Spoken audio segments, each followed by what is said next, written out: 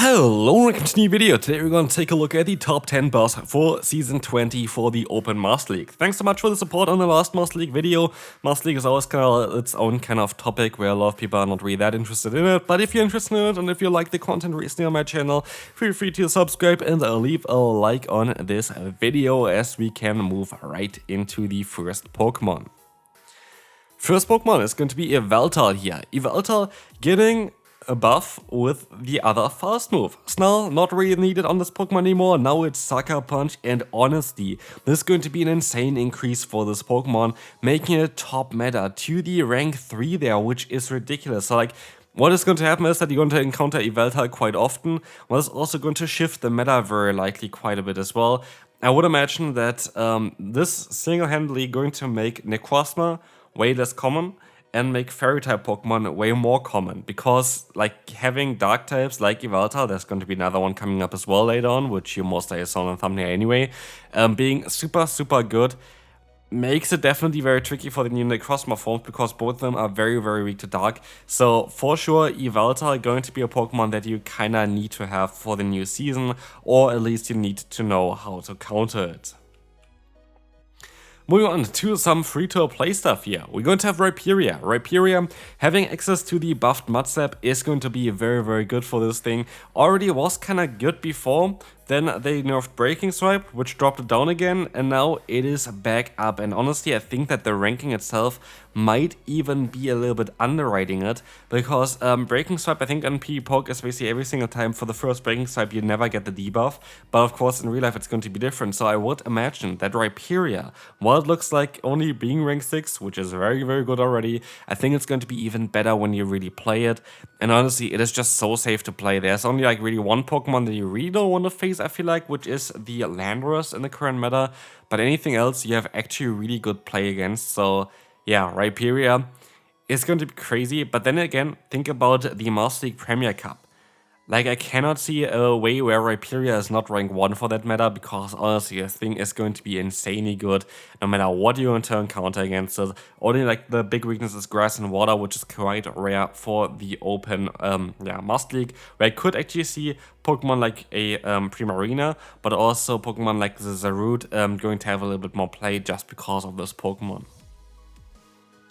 Next Pokemon, going to be Flores. Flores getting a little bit of a buff here. Already was very good before, which I didn't expect to be on like rank 34. Of course, by the way, the buffs that you're gonna see here are like a little bit less impactful or whatever compared to what you saw in the Great League and Ultra League, just because like the ranking is a little bit different for the Open Master League. There's just like a very small set meta, and getting into that set meta is kind of difficult for a lot of Pokemon, as not a lot of Pokemon have like the ceiling of like the 4,000 CP range or something like this.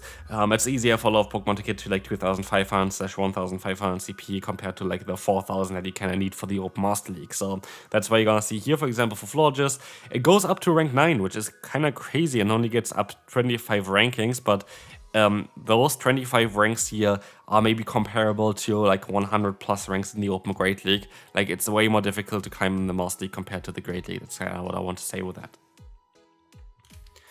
Moving on, next Pokemon. I was scared about this one, because I literally just built this Pokemon, Marshadow, and I was like, great, I used all my rare XL candy for a Pokemon that has counter, clearly needed counter, and now it's completely garbage. But what I forgot about is that this Pokemon actually learns the non-step move Sucker Punch, which makes this Pokemon even better than with counter, which is kind of wild. And I'm not too sure if it's actually going to be better than with counter, I have to say, because yeah, it's non-step, and also I think the meta going to shift quite towards like dark and fairy type Pokemon, which neither are going to be that great for Marshadow. But still, this Pokemon apparently is going to be better next season, which is great for everybody who built this thing before, because it's going to be definitely something that you, if you have it already, definitely kind of want, and otherwise you definitely should build it, because I don't think that they're going to nerf Sucker Punch again. I think Sucker Punch is kind of fair in like how it is right now. I don't think it needs any nerf, at least from the stats that we know so far, so I think Marshadow is kind of safe for the future, and definitely the best mythical most likely right now to build, other than Zarude very likely.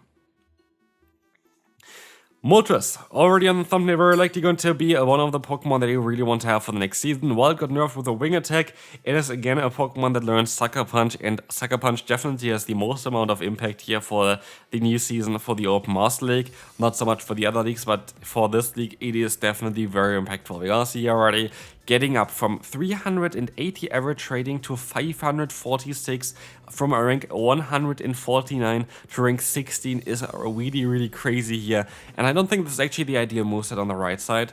I would not really recommend you to go ahead and go for a payback, I have to say. I would rather go for the Brave Bird that it has. Main reason for this is just that I feel like it is a little bit better for you to have like coverage against something like Fairy type Pokemon. While payback can be nice against Steel type Pokemon like the Dialga, I still think that Brave Bird most likely is going to be the better move to go for. Based on stats, most likely payback is better, but again, I feel like if you actually would play this Pokemon, Brave Bird might be a bit better for you. But yeah, going from 7 wins to 17 and from 35 losses to 13 losses is ridiculous, so ginormous buff for the Galarian Moltres, which is actually the only bird that I have, but not for the Master League.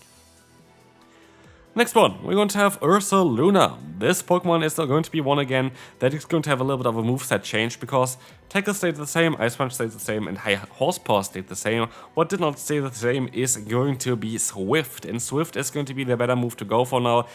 It's just more balanced, like more, I don't know, like neutral, I would say. Ice Punch is great for the current Master League because you have a lot of Pokemon that are double weak to Ice typing, but Ice Punch is neither stab nor like doing a lot of damage, and now Swift is going to be a stab move that's 35 energy, so a little bit less than Ice Punch, and just stab, and it's just going to be more neutral and like more, like better in a lot more matchups basically compared to what Ice Punch did in like certain matchups. And so this Pokemon definitely going to be interesting. Being ranked 22, I know a lot of people want to see like counter / Shadow Claw on this Pokemon, but I feel like it is definitely kind of balanced like this. So yeah, definitely going to be interesting with a Swift change here for Ursa Luna if it's going to be viable for the Open Master League. But again, would be a Pokemon where you don't need any legendary rates for it. This Pokemon I definitely really want to build now. Tapele, actually a Pokemon that already was running Astonish previously, and now gonna get a big buff with this one here as well. Because Astonish doing more damage now, going to help it out quite a bit, especially in the current meta, allowing you to beat those Necrozma forms, which is really good for it. Also, what you're gonna see here is going to increase quite a bit up to rank 28, making it a top Pokemon to build for the next season, which is kind of funny because like Astonish is not even a stab move, but apparently now one of the best moves in the game from being one of the worst moves in the game. Moonblast and Nature's Madness doesn't really give you the best coverage, to be fair. I wish there would be like a better Psychic type move that this Pokemon could learn in the future, but yeah, right now it doesn't have that, which is fine. And yeah, this is definitely going to be very helpful for the new season. I think especially in like the 2-shield scenario, this thing is going to be quite ridiculous.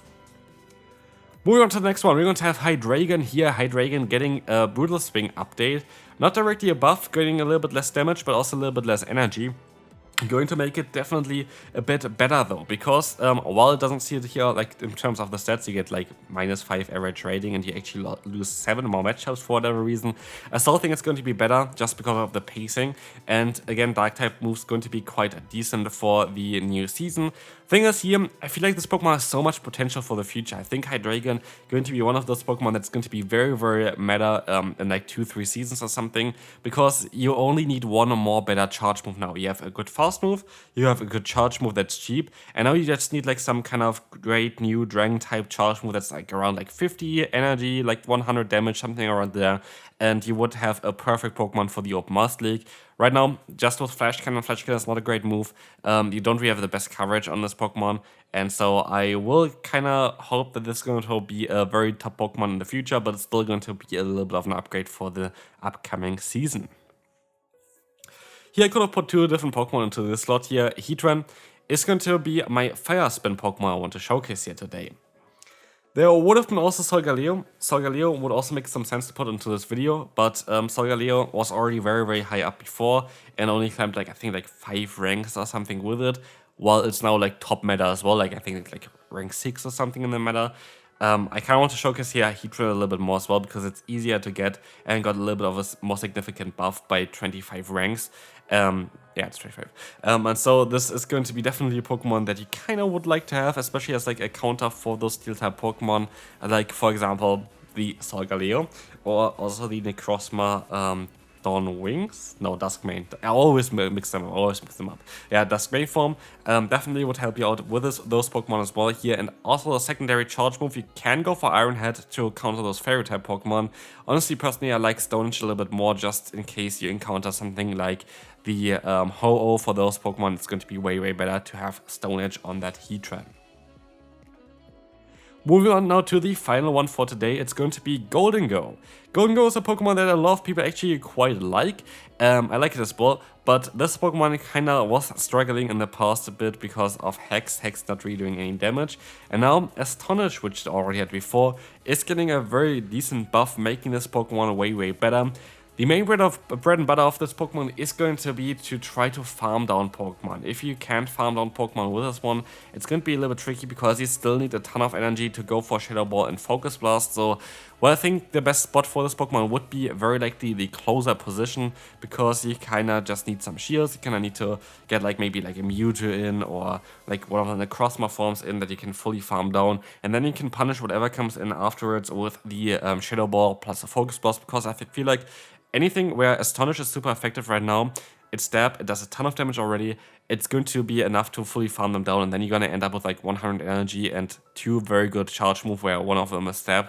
Like, it's going to be very good for this Pokemon, so can't wait to try this Pokemon out in the future. But that's going to be it for this video. Hopefully you enjoyed. If you did, feel free to leave a like, and I'll see you later for a new video. Bye bye.